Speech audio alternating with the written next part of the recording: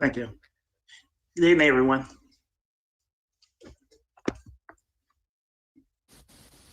It's January 26, 2021. I see we have a quorum. So this meeting of Georgetown County Council is now being called to order. We appreciate everyone's understanding for our virtual meeting, and we appreciate your being able to tune in. We'll have Mr. Carolina, will you please give us the invocation? Yes. Good evening, everyone. Will you bow your heads as I pray? Dear wise and loving Father, first let me say thank you on behalf of all who are gathered here today in person and virtual. Thank you for your many and abundant blessings. Thank you for life itself, for the measure of health, and as we fulfill our callings for sustenance and for friendship. Thank you for the ability to be involved in useful work and for the honor of bearing responsibilities. Thank you as well for the freedom to embrace you or the freedom to reject you. Thank you for loving us from your boundless and gracious nature. Dear Father, we pray for the restoration of our democratic order and for elimination of this pandemic upon the land. Give us wisdom to govern amid the conflicting interests and issues of our times. Give us a sense of the welfare and true needs of our people. Give us a keen thirst for justice and rightness. Give us confidence in what is good and fitting. Give us the ability to work together in harmony even when there's honest disagreement. And give us personal peace in our lives as we serve the people we represent. I pray for this agenda set forth before us today and ask for assurance of what would please and benefit those who live and work in Georgetown County, South Carolina. It is in your most blessed name we pray. Amen.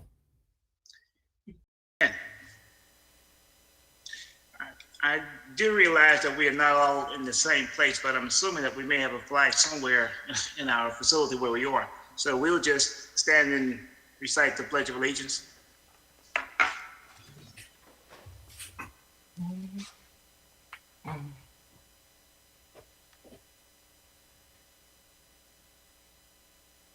I pledge you Allegiance to the flag of the United States of America, to the republic for which it stands, one nation, under God, indivisible, with liberty and justice for all.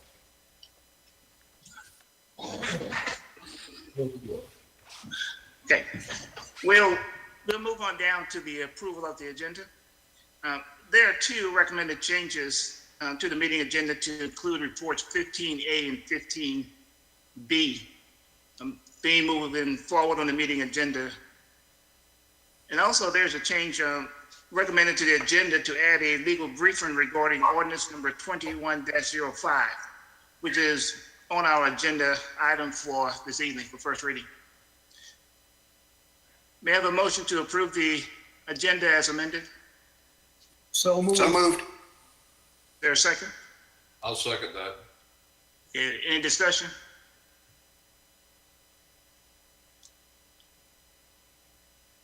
Since this is a virtual meeting, we'll just call the roll for your vote regarding that particular motion. Councilmember Anderson? Aye. Carolina? Aye. Mr. Goggins?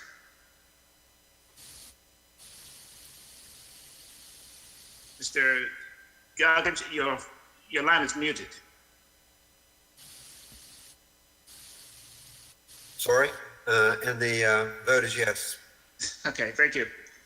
Ms. Johnson? Aye. Mr. Thomas? Aye. And my vote is aye also. But Mr. Raymond votes aye also. okay, yes, I must have missed you, Mr. Newton, I'm sorry. County Council sets aside 30 minutes at the beginning of each meeting to allow for public comments. Members of the public who wish to address council during the public input period should sign up with the clerk of council before meeting is called to order. Madam Clerk, has anyone signed up for public comments tonight? Mr. Chairman, we have one speaker tonight, Mr. Wesley Gibson, and he will have up to 5 minutes. Thank you.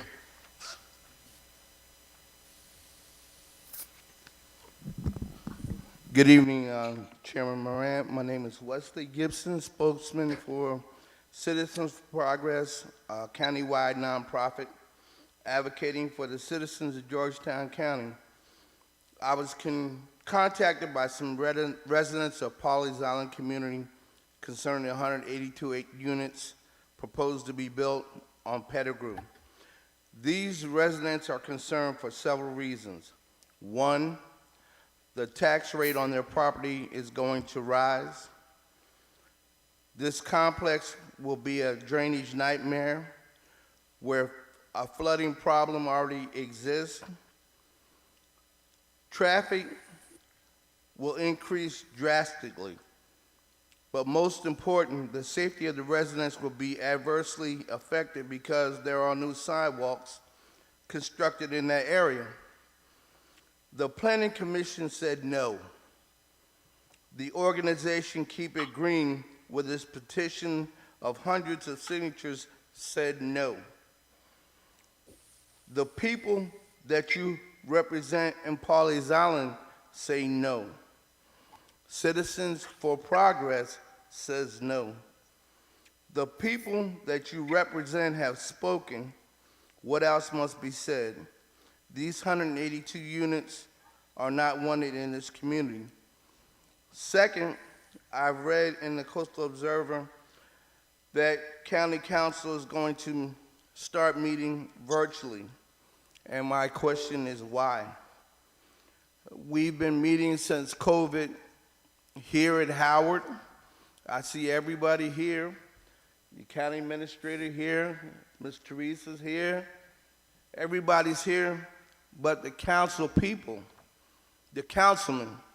We're sending our children, even though the numbers are high, we're sending our children from kindergarten through 5th grade back in the classroom 4 days a week. That means the teachers are going there. That means the custodians are going there. That means the bus drivers are going there. All fighting fighting this COVID-19 virus by putting themselves in harm's way. So I figure if you can send little children, teachers, and all those affected by the education system to school for 5 hours a day, 4 days a week, I think the way we were doing council here at Howard safely, COVID-19 safe, we should be able to do it here. We shouldn't have to go behind a computer screen and do it virtual. I think the taxpayers have a reason to see county council at work. That's what I think you ran for, to help the people, to represent the people, but sitting behind a computer is not, everybody don't have a computer.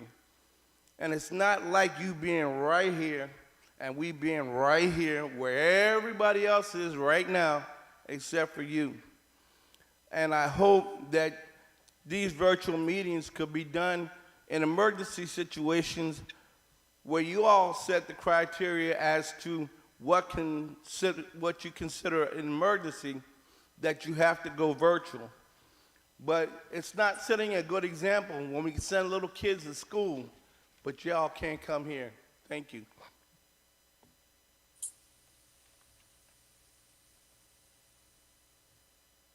Thank you, Mr. Gibson. Thank you, sir.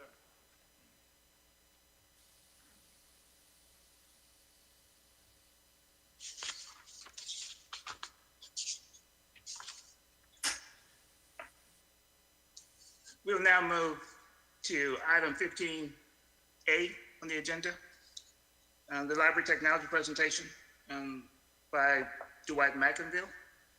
Is he here, or does he have a representative to make the report to council?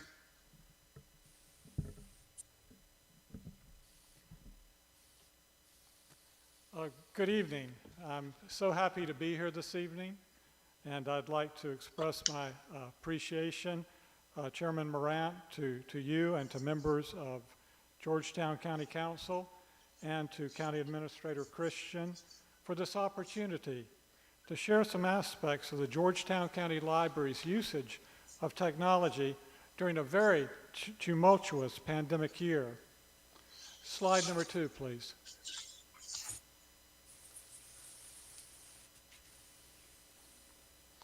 At first, the year looked rosy indeed. In February 2020, we participated in Pathways to Possibilities, an interactive hands-on career expo for about 6,000 8th graders at the Myrtle Beach Convention Center. It aimed to engage youngsters through hands-on activities to learn about jobs, often featuring technology. Along with the required education, we coordinated the efforts of 7 PD county libraries: Darlington, Dillon, Florence, Georgetown, Horry, Marion, and Williamsburg, to introduce youngsters to astronomy, robotics, 3D printing, virtual reality, coding, and digital video production. It was a very exciting event, and we looked forward to doing more. Slide number 3, please.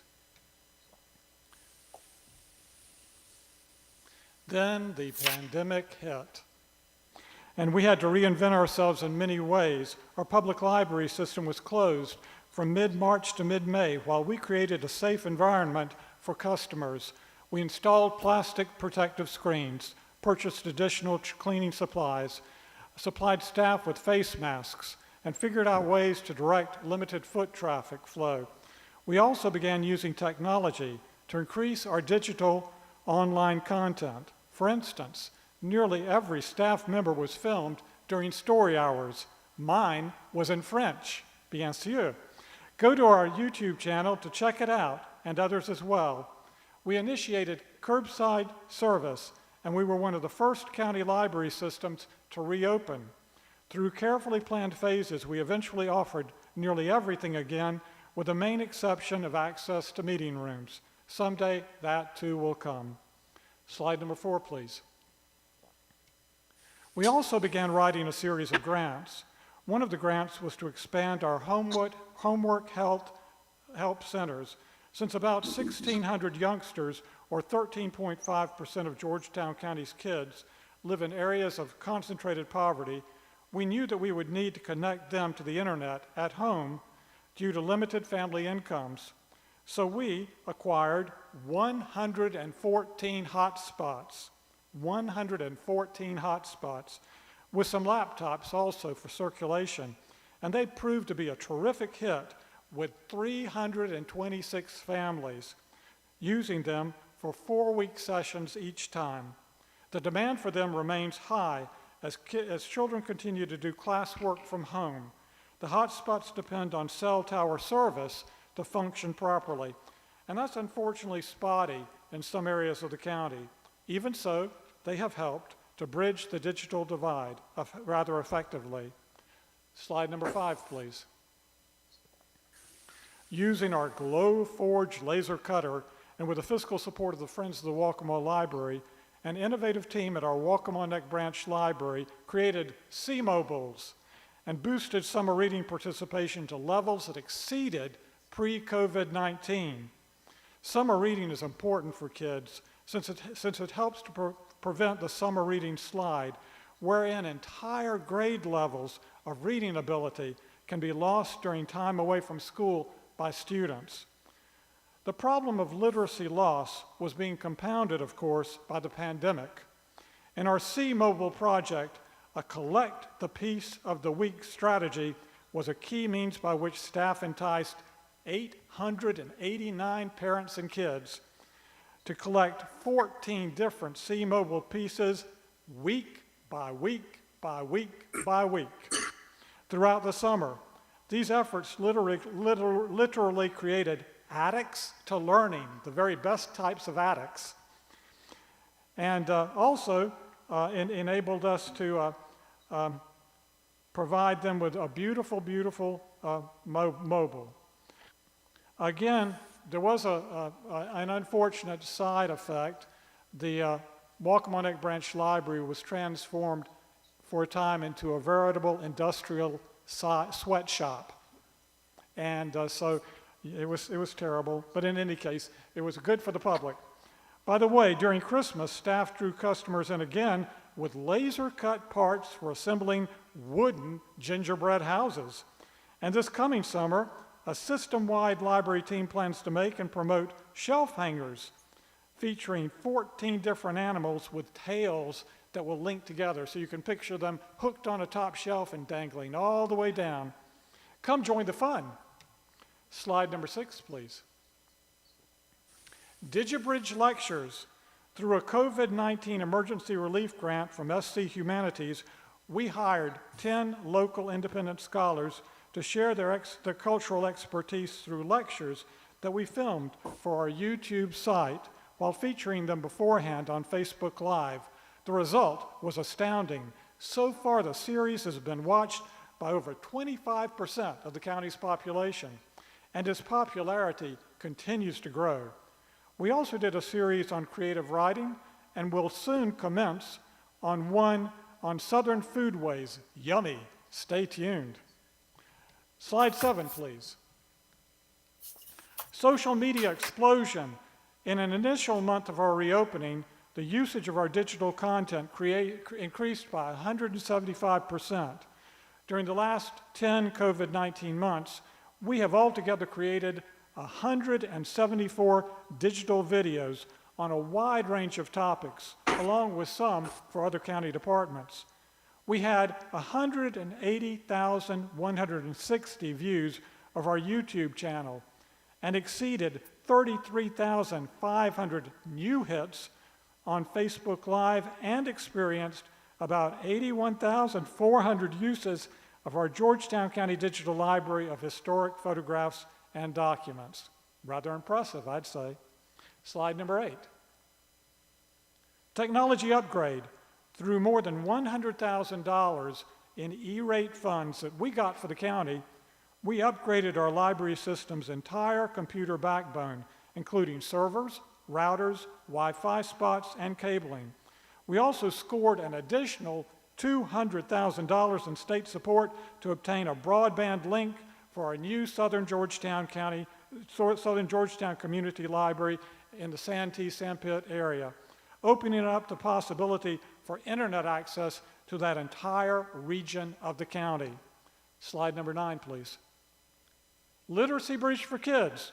Currently, we are also employing a grant from the state library to help youngsters to improve their foundational reading skills at home with their parents by providing them with circulating books enhanced by embedded audio components so that the kids can hear text while reading it too.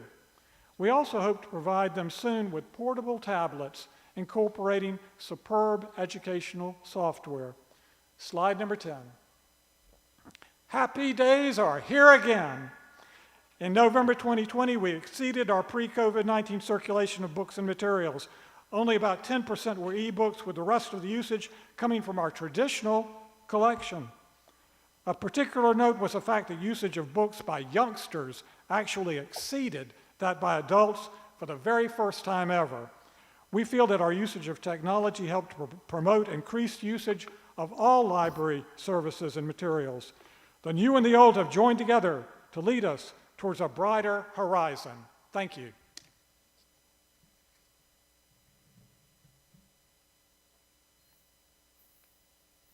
Any questions? Thank you again. Very good, Dwight. Thank you for that presentation. Have we come up with a revised date for the soft opening for the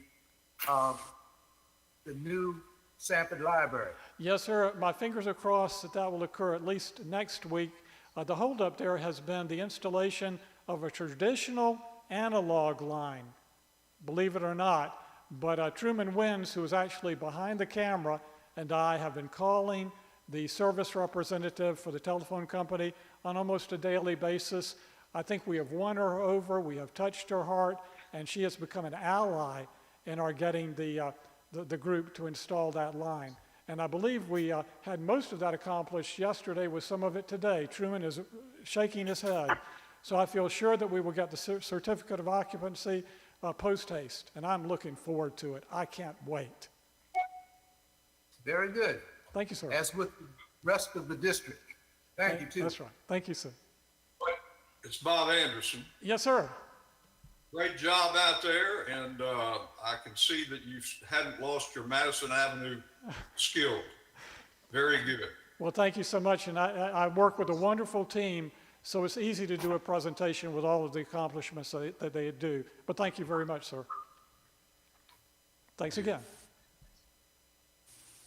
Thank you, Mr. McAmill. We will now have the presentation by Ms. Morris on behalf of Coast RTA.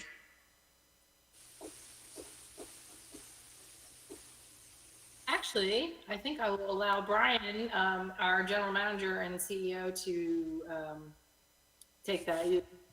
Ready, Brian? Hey, you trying to steal my thunder? Not at all, not one bit. Mr. Chair and Council, thanks so much for the opportunity to speak to you again. Coast RTA is still moving, still rolling. We haven't missed a beat despite all the challenges presented to us by COVID-19, like everybody else. I just wanted to come back and just give you a quick update on some of the service changes that we're looking at here in the next couple months. Lauren, Ms. Morris and I are feverishly trying to put together a program where we can start soliciting some input from different areas of the county to see what sort of service we might be able to put out there that's going to be our best foot forward. But if I can, I'll just give you a couple of quick updates on service. If we can get the next slide, please.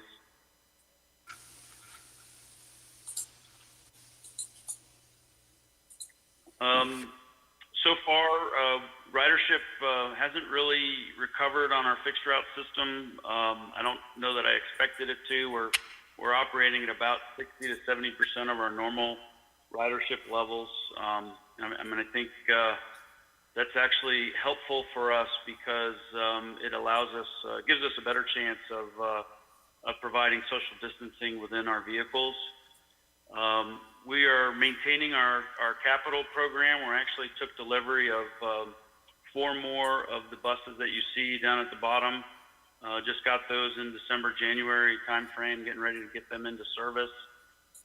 Those buses are actually the first set of buses that are replacing buses that we got from Dallas 5 years ago, used buses, when I first got here at Coast RTA. If you can believe that, it'll be 6 years in May, in my tenure here at Coast RTA. I won't spend too much time on COVID-19 impacts, but we've been able to implement a number of new procedures and protocols to protect our passengers as well as our employees. Beginning in March, all the way through the end of October, we did pretty well. I think I had 2 drivers test positive. Since then, it's been a little bit more of an uphill battle. We've had 4 drivers test positive, so I'm definitely trying to do as much as we can to protect the health of our employees. It's difficult to tell if that was something that happened on the job or not, but we are in the process. We are in phase 1B of vaccination, so we've actually starting our appointments for our frontline personnel beginning next week. So hopefully that'll push us in the right direction. As I mentioned, our ridership is a little low at this point. I'm hopeful for a rebound eventually. Obviously not too much in a hurry, but I do feel like with our ridership and the number of people that we're getting to jobs, we'll hopefully get back to normal at some point really soon. If I could get the next slide. As I mentioned, I think it was last August when I spoke with you all last time, we are in the process, thanks to the CARES Act more than anything else, in the process of implementing about $1 million worth of service increases per year over the next 5 years. And we are in the process now of getting ready to do these 2 sets of improvements in for April. And so, one of the main reasons that we wanted to come present today is I wanted to get the word out that we are now soliciting input. We're getting ready to go through a process where we can try to talk to as many people about transportation needs in Georgetown County. But those two main increases are service to Socastee Boulevard, all the way from the bottom of Myrtle Market Common all the way down to the Tidelands Hospital in Murrells Inlet along 707. Then we're also increasing, actually, if you could give me the next slide, I think we've got that kind of laid out. We'll be increasing the frequency on US 17. It's our Route 16. Not sure why we did Route 16 on US 17, but we just try to make it as confusing as possible. But we are increasing the frequency on that line. I think that's really imperative if we're going to start collecting more people in downtown Georgetown and around the southern parts of the county. Then we're going to want to be able to give them the opportunity to get up to the Waccamaw Neck and into other jobs further north. So we'll be implementing that service in conjunction with a new local route. And this is where we need your help. If you know of any meetings within your constituency, any types of engagements where there are people who are interested in additional transit service, we would like to hear from them. Obviously, we have a number of activity centers that we want to look at trying to serve listed here. Although with the implementation of just one route, I doubt that we can do all of them. So it's really important that we put our best foot forward and try to serve the best or the portions of the county that will give us the best ridership, and then come back at a later date and try to catch up on the rest of these areas. This route increase does also incorporate additional paratransit service. So once we decide on alignment, we will provide paratransit service, which is door-to-door service for those with an established disability who may not be able to use the fixed route. So there'll be additional service related to that.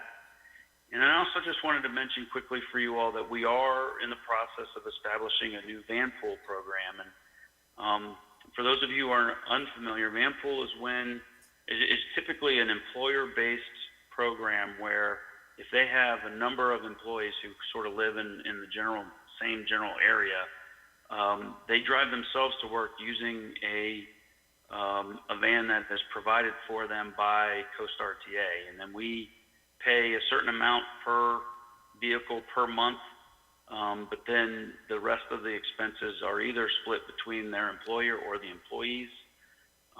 Depending on the size of the vehicle and the size or the number of people who are within the van pool, that expense can be quite comparable to paying round-trip bus fare on one of our routes.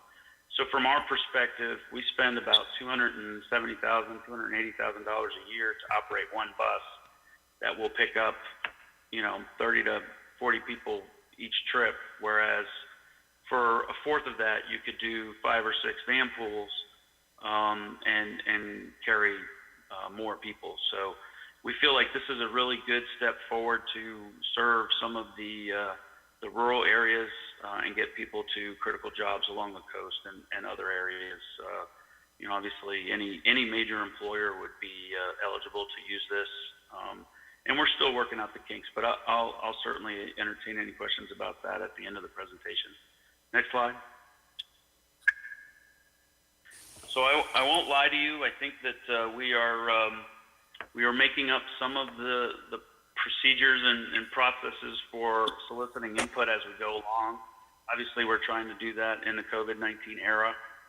We do plan on some public input meetings, utilizing Facebook Live. People will be able to join in and ask questions directly. We're trying to find as many partners as possible to just get the word out and let people know that we are soliciting input on service options in Georgetown County. We will be launching an online survey. You can get to it via coastrta.com. We're launching it tomorrow, so it'll be available for anyone who wants to go on and just answer a few questions and then give us their take on what service ought to look like on this route that we're looking at.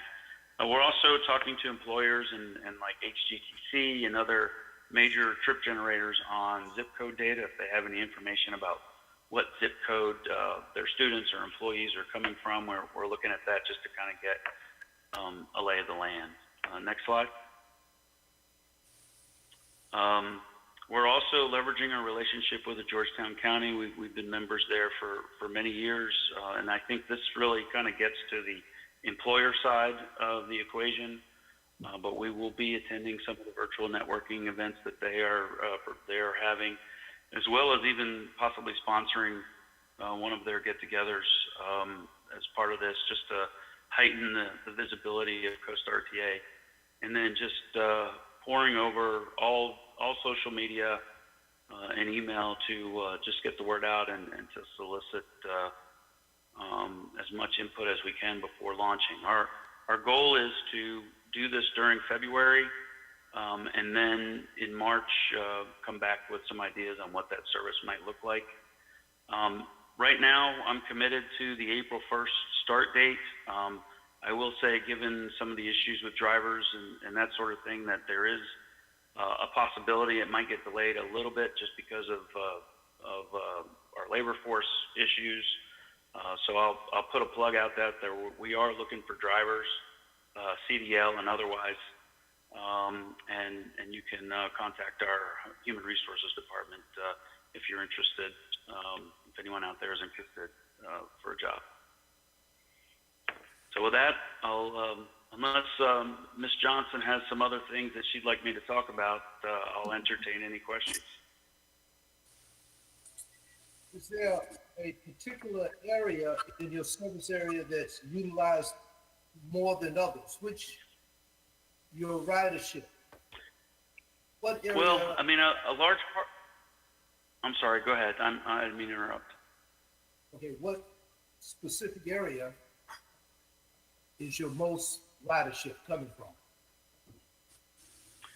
Well, right now, the bulk of the service that we provide in Georgetown County is picking up north of town early in the morning along 701, Choppy Road,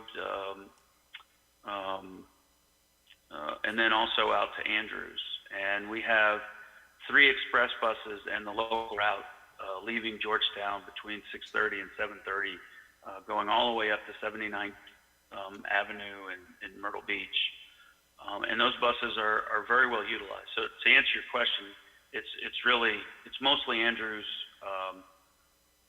western and northern parts of Georgetown, but that's really where the service is right now. I think, just from a planning perspective and not hearing a lot of different comments, I think connecting Andrews, west end of Georgetown, HGTC, are probably, where we're going to get the biggest bang for our buck in terms of ridership, but that doesn't discount, possibly cutting over to Sampit or some of those other areas on the south side of town. I think by virtue of adding an additional bus to the Route 16, the main line that goes up the Waccamaw Neck, we may have some opportunities to extend it a little bit to the north, and do as much coverage as we can get with what we can afford. Essentially adding one more bus, to Georgetown County for local service.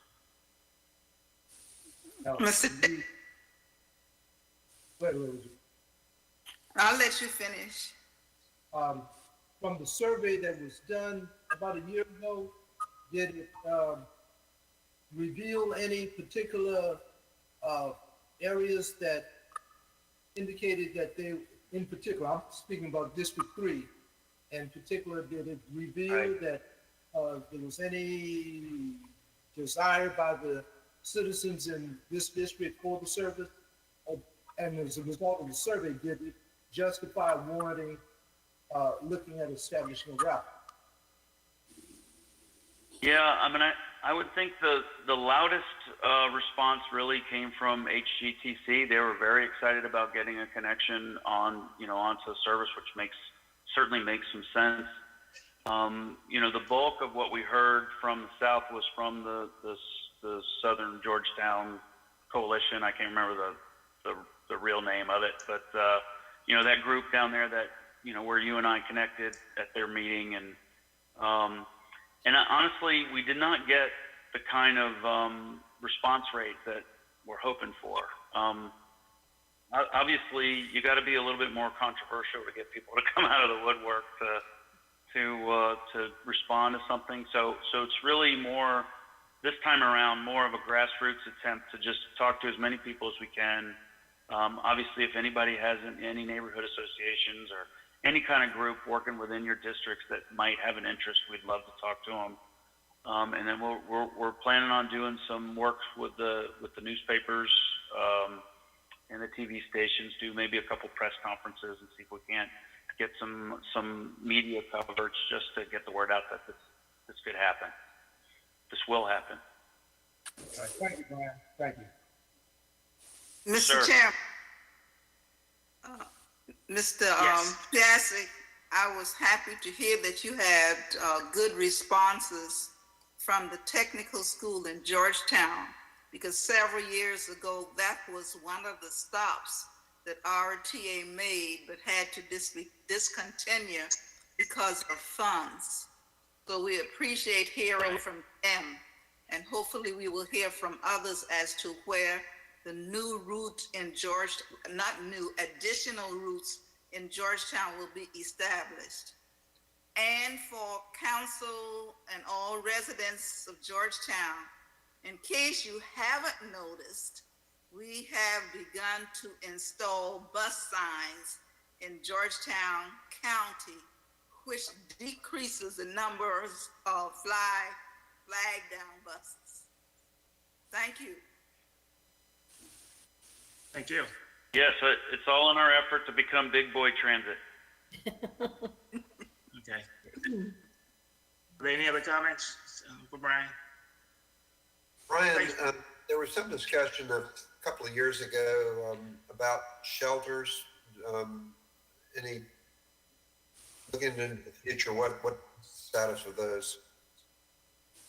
Well, the county was kind enough to put up a couple for us. Obviously, they're on Lynch Street where our buses meet. I've kind of slowed down the process of placing shelters simply because with the flag stop system, we really don't know where people are getting on. We don't really have a good way to collect data and determine where shelters are going to serve the most people. So now that we do have the signs, we'll start collecting actual access data on where people are getting on, and begin a more manageable shelter program to get shelters out on the street. I will take that one step further. We are engaged in a facility development program. First and foremost is to replace our operating and maintenance facility where we house our operations in Conway. But also part of that is to do some planning to replace our 2 shelters on the side of the road with an actual building where we can create a transfer center in Georgetown County. So that's something that's coming down the pike that we will be working on. And it will become critical, especially as we add service in Georgetown, where we've got three buses possibly meeting at once as opposed to just 2 or even 1.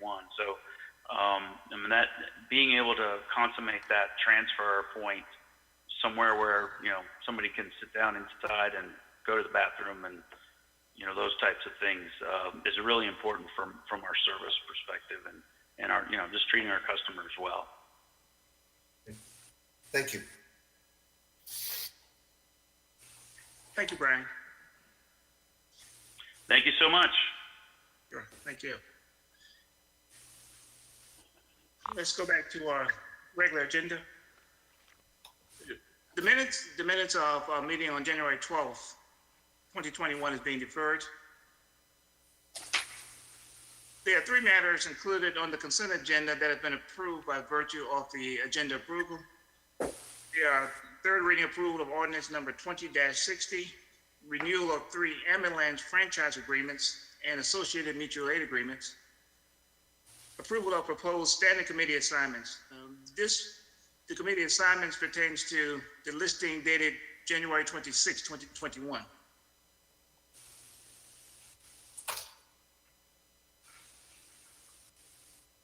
We go down to the second reading of ordinances. First ordinance will be ordinance number 21-01. We'll have the report by Ms. Silver, Ms. Nancy Silver. Yes, thank you very much. Thank you for your time this evening. So staff have determined an amendment is needed to procurement ordinance number 20-32 to provide for various forms of contractual relationships related to construction project management. The construction project management contractual relationships proposed are as follows. A, single prime contractor, also considered design bid build. B, design build. C, construction manager. Under the single prime contractor type of construction contract, one contractor contracts with the county to accomplish an entire construction project based on specifications or designs provided by the county. Designs are produced for the county by a separate architectural firm. Under the design build type of construction contract, one contractor is able to provide both the architectural designs and act as a general contractor for the project based on performance specifications provided by the county. So therefore, they are acting as both the architect and engineer on the project and also as the general contractor. Under the construction manager type of construction contract, there are two potential relationships, one called pure agency, the other is called at-risk. Under the pure agency, the construction manager acts on the county's behalf in overseeing the design and construction phases of a construction contract.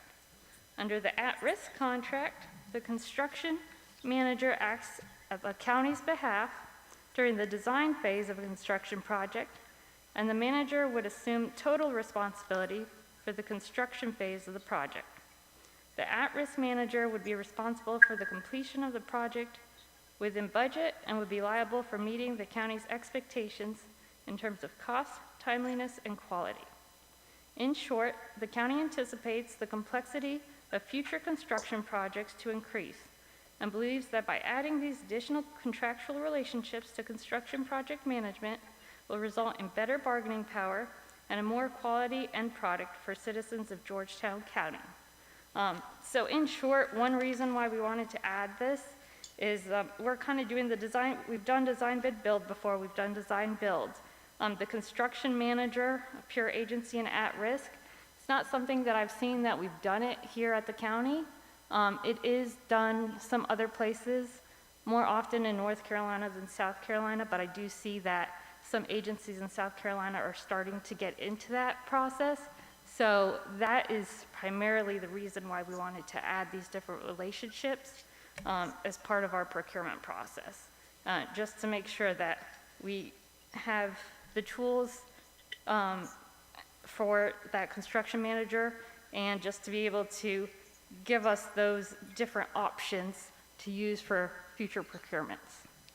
So with that, I will answer any questions you might have. Thank you, Ms. Silver. Question.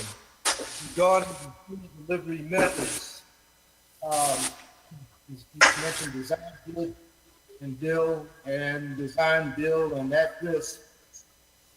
Which would work better for the county as for cost wise, or is it based on the type of project that it is going to be? Which would work best for the county as for our expenditures on a project? It would really be dependent on whichever project you're looking at. We look at it on a case-by-case basis as to which would be more beneficial for that particular project.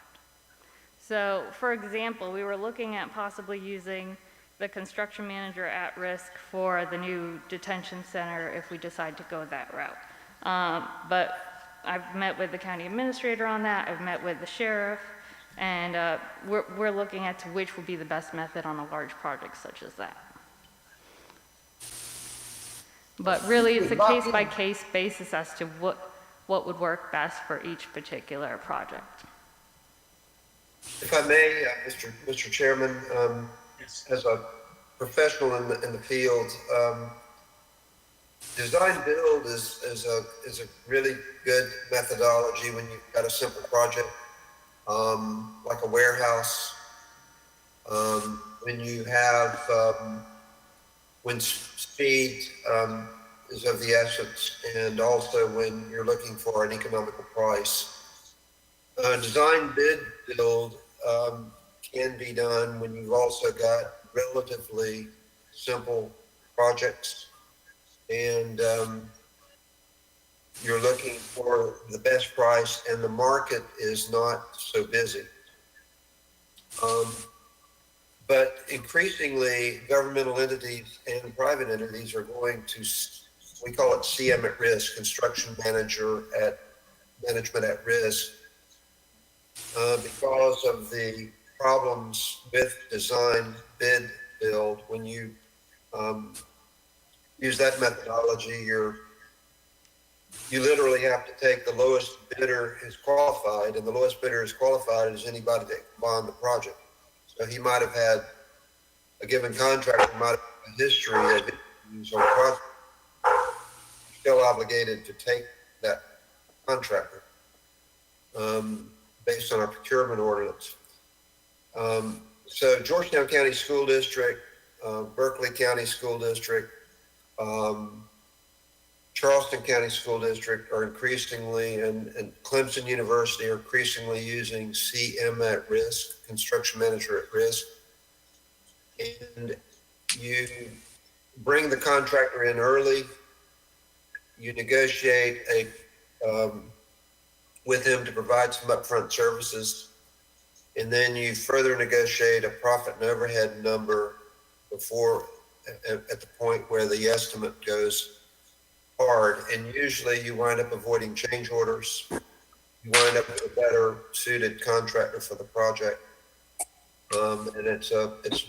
And moreover, you avoid litigation and a lot of other often or bad outcomes that you often see with design bid build. So I think it's a good move for the county to have that in its quiver or as a tool to do some of our more complex projects like a detention facility. Also to add to that, I have done other work on this. I do have a vast listing of pros and cons of each method. If you'd like me to email that to you, I would be happy to do so. Yes, that would be fine. Would you just email that to each council member, please? Yep, I can do that. Thank you. Are there any additional questions for Ms. Silva? I've got a question, Bob Anderson. Okay. Mr. Chairman. And this can be answered by either you or Steve. What are we doing on the front end if we decide to go this direction? Are we going to be sending out requests for bids or to several different companies to do this, and then we'll go through this upfront motion with all the ones in the normal manner? And so are we looking at, we're going to look at their technical capability and their financial bid? How does that work?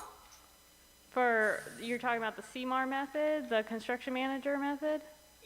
That's correct. How do we, is this done differently than you normally do, where you just go out with an RBI and people show up knocking on the door? I mean, it would still be advertised like we do with our other methods in our procurement ordinance. We would still be looking at, there's different ways you could do it. You can either advertise first for a general contractor, and they can assist with hiring the architect and engineering firm, or you could do a reversal way. You can hire your construction manager first, and then with that, they are also helping to, sorry, let me get my thoughts together. So with the construction manager at risk, you can hire the construction manager, you do a bid just like you normally would, but you're looking at, both the qualifications, and you're asking for kind of like a request for proposal. you're also looking for your budget numbers in that sense. There is a guaranteed maximum price that they would have to come up with at a later time. You don't usually have that upfront. That can happen either at like 30% time frame, or you can wait till you're more at the 60% time frame and get closer to your end product to actually narrow down your guaranteed maximum price. Let me make sure I understand this. And so the first thing I think in the protocol is we're going to hire a construction manager. Correct. And he's going to, we go out on with an RBI to decide who the construction manager is then first. Yeah, it can be done. I've seen actually several different ways it's done.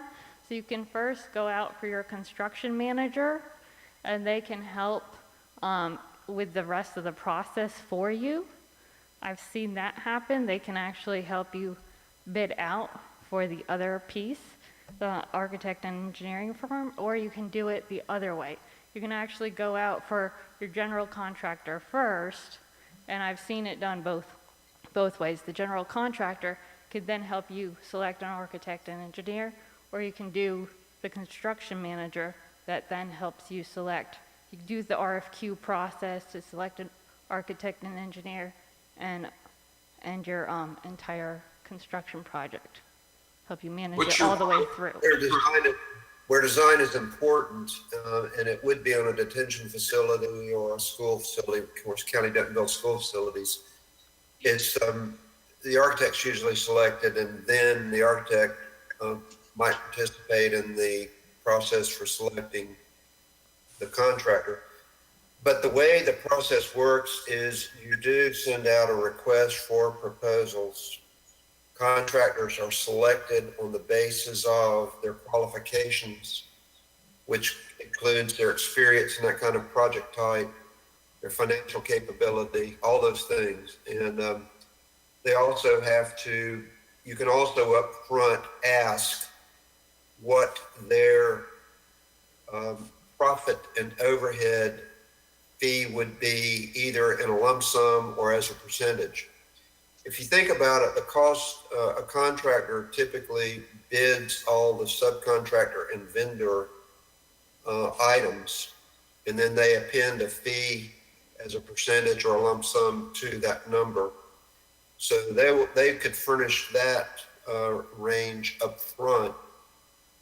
And then once they have enough information, like the 30% or 60% level of detail, they procure the subcontractors and vendor numbers, and then they lock in on a final cost, and usually a not to exceed number. So there's checks and balances, and but what this process does do is it ensures that you get a more qualified contractor doing a particular kind of work than is the case with the design bid build, where let's again say we're bidding the detention facility just as an example. Well, again, anybody that can bond that job and has a South Carolina license, you can't, even if they've never built a jail or a detention facility, that contractor would have to be selected under our old ordinance. So this gives us the opportunity to maybe choose a contractor that's done a few of these, has experience doing them, plus other qualifications. So that's why this process is used increasingly around the state for, again, more complex projects. Simple projects would, I think, be done more traditional ways. Right, usually it's done for larger projects, correct. And I have seen where a pre-qualification, like an RFQ process, is done on general contractors before it's actually bid. So you're not looking solely on price. This is Bob Anderson again, young lady. What was your name, Susan? Nancy Silver. Nancy, I'm sorry, I apologize. Anyway, Miss Nancy, you're in the procurement business, correct? Correct. And bear with me, I'm still trying to learn all the new people. What do you prefer as far as the way you're going to be in the procurement business? Which way do you prefer hiring the construction manager first and then letting him take the lead and deciding on who the general contractor is, who the designer is, et cetera, et cetera? How would you go about that? That would be the way I'd be leaning towards, but I have done research where it's also been successful the other way around as well. So The other way of being, you hire the general contractor first, and then you hire the construction manager? Yeah, I've done some research where it says that there's been successful projects hiring the general contractor first to help with the selection of a construction manager. Typically, I think it's often done the other way around, though. Now, has the building in that process already been designed, or the structure been designed, so the general contractor already knows the scope of work? No, you're typically hiring the general contractor at the same time so they can work together on that process. Okay, thank you. Sorry to get into the details, but the devil's in the detail. Oh, yep, I understand. Thank you. Just one more comment. I hope I'm not being dominating here, but Bob, the contractor and construction manager are usually synonymous in this process. I mean, okay, that's good to know. Thanks. That clarifies things. Okay, and they do lock in on a not to exceed as soon as they have enough information with which to do that. Okay. Thank you so much. Okay. Mr. Chairman, did I hear Ms. Nancy say it depends on the project in terms of what direction you'll go, and you don't always decide up front the direction you'll go, whether it'll be the contractor first or the manager first? Right, it depends. Yeah, that was, Clear that up for me. yes, that's what I thought you said. Yes, that is correct. I've read where it's been done both ways, depending on the project and the people involved with the project and what they are looking for. And the amendment of this ordinance will allow you the flexibility to make that decision based on the job you're Correct. seeking to have done. Correct, Okay. exactly. So we're just looking as having added tools under our belt to use going forward with future procurements. Okay, thank you. Thank you. Hey. Thank you. We have a motion pertaining to ordinance number 21-01. Mr. Chairman, I make a motion we approve the ordinance. The motion by Mr. Goggins, is there a second? I'll second. Okay, you have a second by Mr. Thomas and Mr. Carolina? Who's the second by? Everett. Everett, okay, Mr. Carolina, second. Any further discussion on the motion? Okay. Again, we're going to do a roll call, and you can just answer aye or nay. Mr. Anderson? Aye.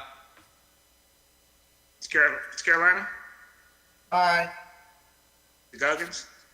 Aye. Ms. Johnson? Aye. Mr. Newton? Aye. Mr. Thomas? Aye. The chairman votes aye also.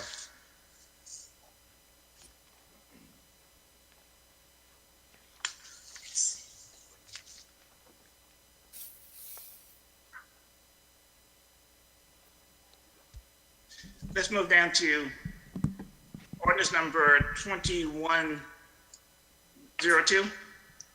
An ordinance to authorize the sale of parcels located within the Andrews Business Park, located along Highway 521 as being surplus property. Mr. Brian Tucker will do the presentation. Good evening, Chairman, members of council. Thank you for the opportunity. This ordinance is very similar to the ordinance we did in December of 19 when we declared all of Pennyroyal surplus. The process of declaring this surplus at one point allows us to proceed with prospects in half the time as our current process allows.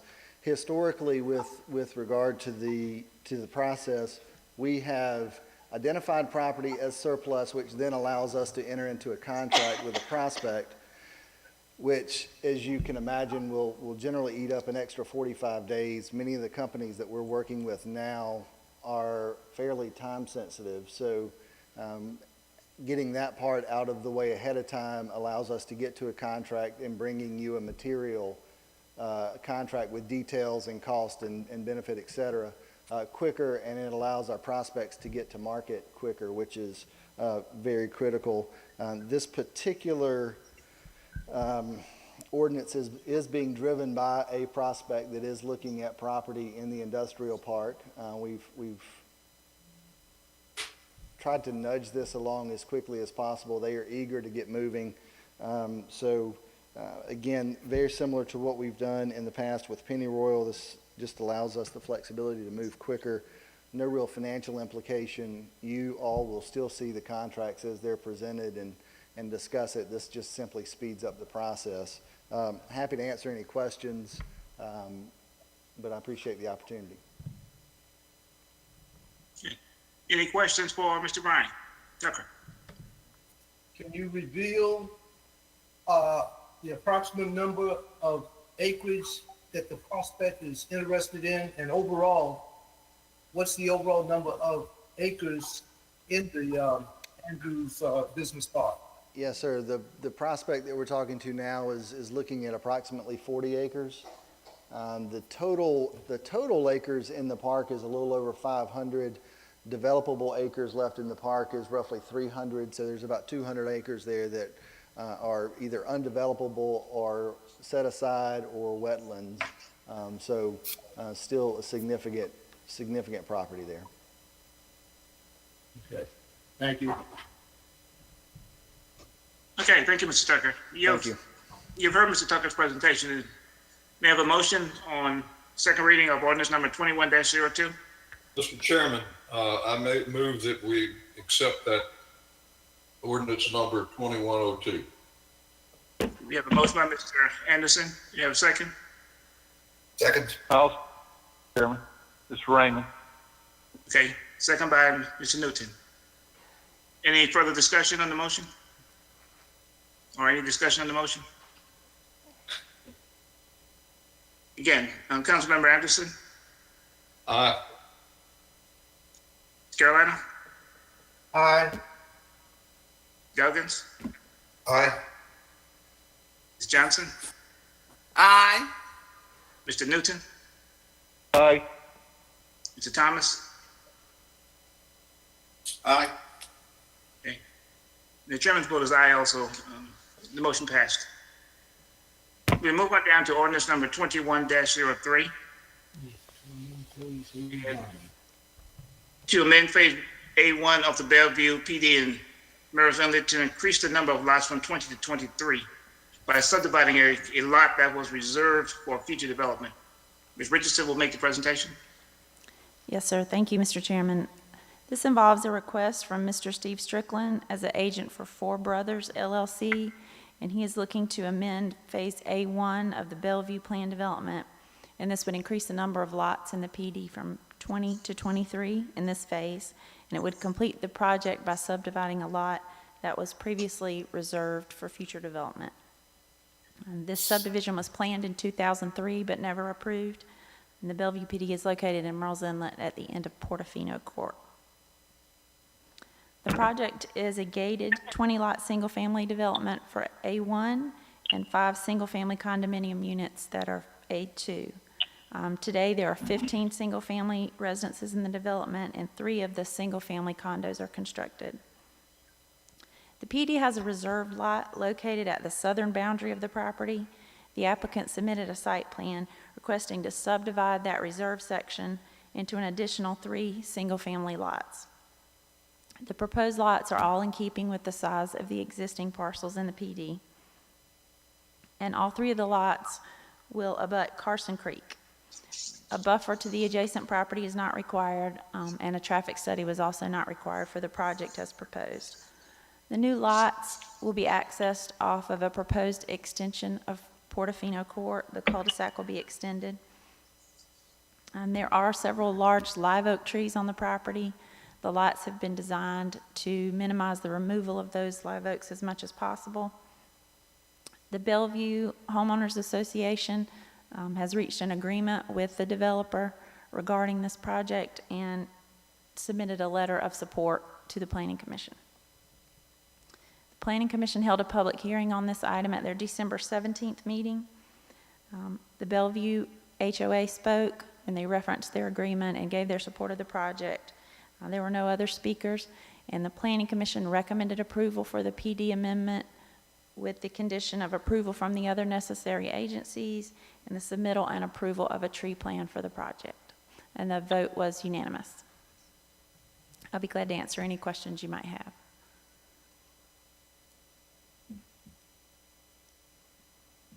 Thank you, Ms. Richardson. Are there any questions for Ms. Richardson? Okay, may I have a motion on second reading of ordinance number 21-03? Yeah, I move for second reading approval of ordinance number 21-03.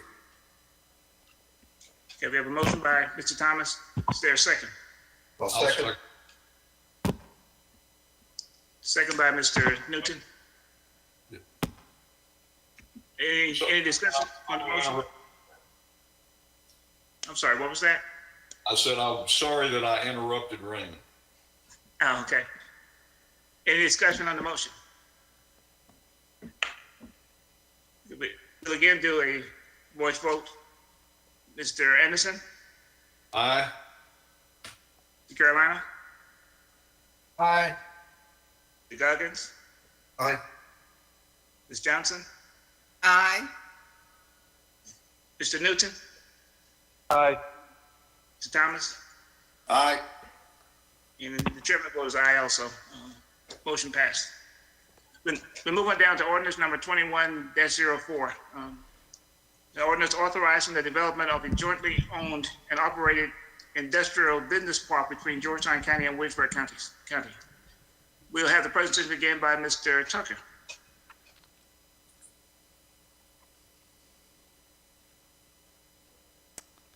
Pleasure to see all of you again. This particular ordinance deals with the creation of a multi-county business park.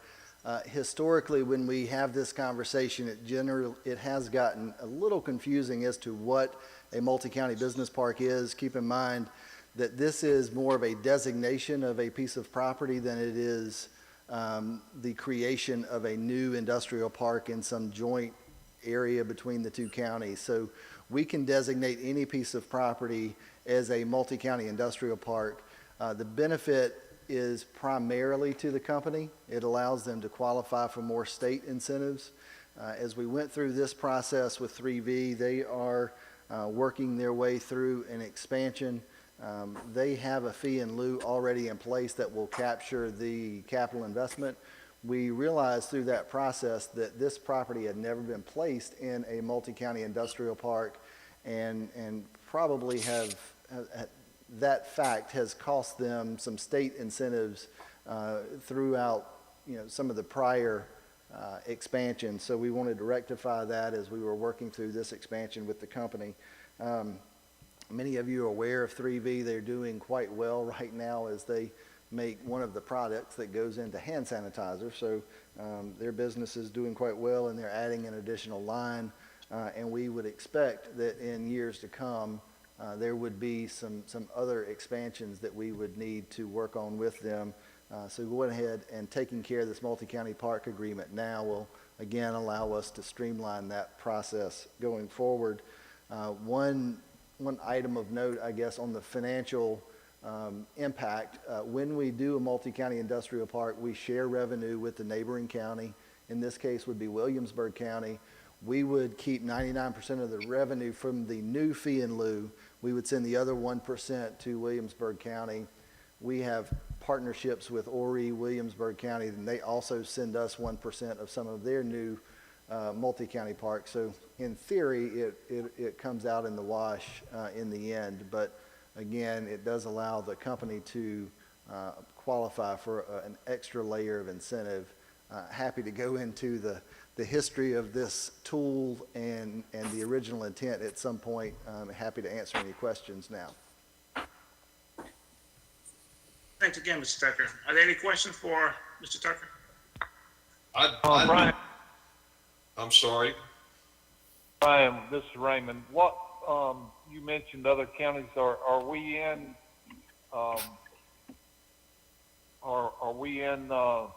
with some other counties with this, you said?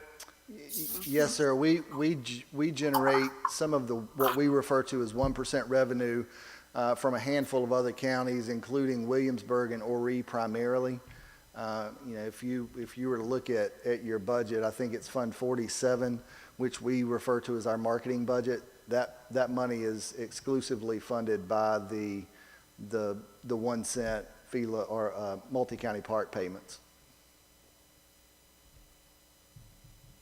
Okay, thank you. Mr. Tucker. Yes, sir. Bob, here. Okay, you were just saying that you'd be happy to go into a little bit of history there. Can you bring me up to speed real quick? I'll do a very brief version and give you the play-by-play at some future date. But originally, the intent of this multi-county park agreement was to have more developed counties partner with less developed counties and do revenue sharing for economic development. So a very developed county like Greenville or Charleston could partner with a less developed county, and they could then share revenue on any prospects. The idea would be that many of the prospects that we deal with don't recognize county lines. So if counties can come together and partner, share expenses and revenue, then both counties win. What it has evolved to over time is the 99%, 1%, template, and the partnering county doesn't necessarily partner in any of the cost of maintaining the property. So it's really more of a formality at this point and a designation at this point. And there are a few examples in the state of where the intent of the multi-county park is operating, but for the most part, it's a technical designation. Thank you, sir. Any additional questions? Okay, you have heard the presentation by Mr. Tucker. Is there a motion? I move that we approve ordinance number 2104. Motion by Mr. Anderson to approve. Do you have a second? Second. Second by Mr. Carolina. Are there any discussions? Then we'll move forward to vote. Councilman Anderson? Aye. Ms. Carolina? Aye. Mr. Goggins? Aye. Ms. Johnson? Aye. Mr. Newton? Aye. Mr. Thomas? Aye. The chairman vote is aye also. Motion passes. We have first reading of ordinance number 21-05. We'll just read the ordinance into the records. It's an ordinance allocating the remaining 2014 capital project sales tax surplus proceeds for capital projects and other matters related thereto. Ordinance number 21-05 is read into the record for first reading by title only.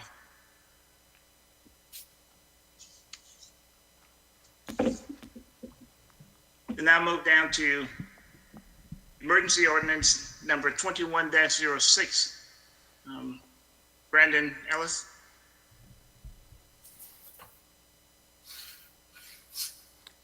Good evening, Chairman Morant, members of council. I'll try to keep this brief since you're all familiar with this ordinance. We've entertained it several times over the past 10 months.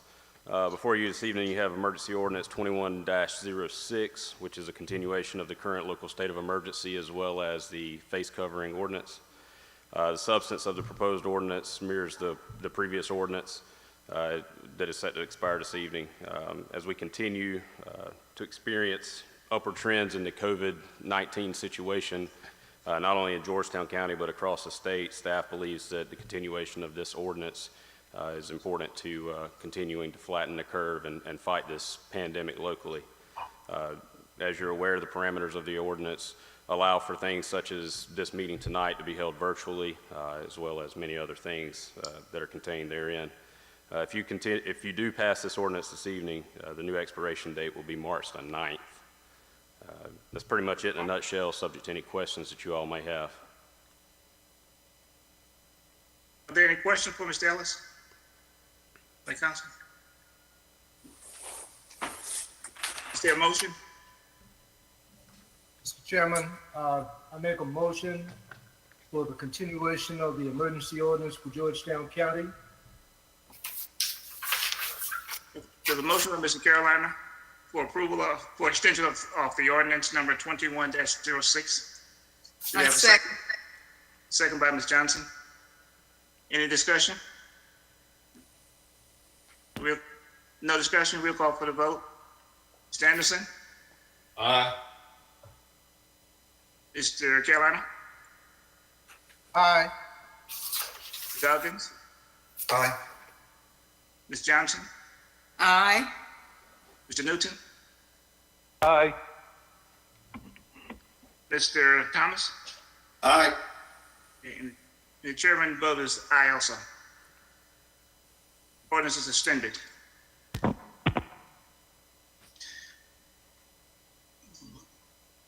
We have a couple of items that has been deferred. Ordinance number 20-61, I think we've had a lot of comments regarding that one. There has been a request to defer that particular ordinance, and that ordinance is hereby deferred until our next meeting to be heard at that particular time. Madam Administrator, we note that item 16B on our agenda is being deferred until council's next meeting, and it will be heard at that time.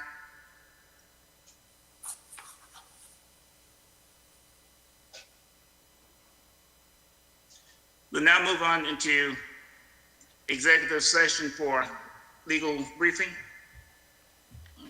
We'll be moving to executive session to discuss a legal matter pertaining to potential litigation involving the county pursuant to SC Code annotated section 30-4-770A2,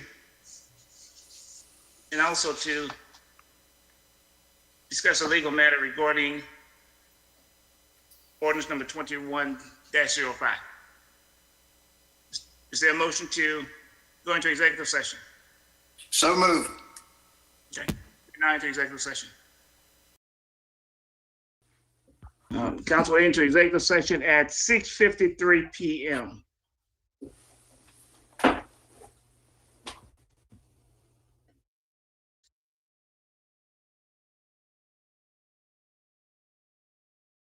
Thank you.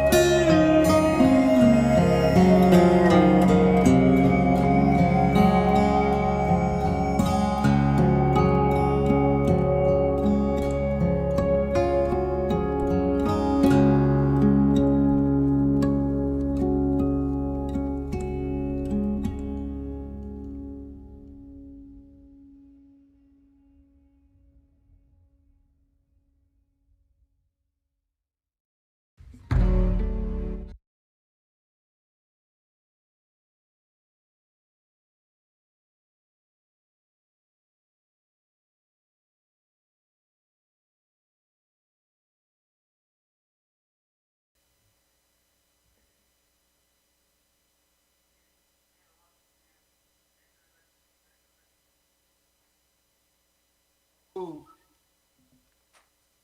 Motion by Mr. Carolina, do I have a second? Second. Second by Mr. Duggins. We're now back into open session. We returning back to open session at 7:16. We entered into executive session to receive information regarding two legal matters, and no votes were taken while we were there. Have a motion to adjourn. No, any other business to come before council? Is there a motion to adjourn? So moved. We are hereby adjourned. Good evening. Have a good evening and be well. Good seeing all of you. One. All right. Good night. Good night. No.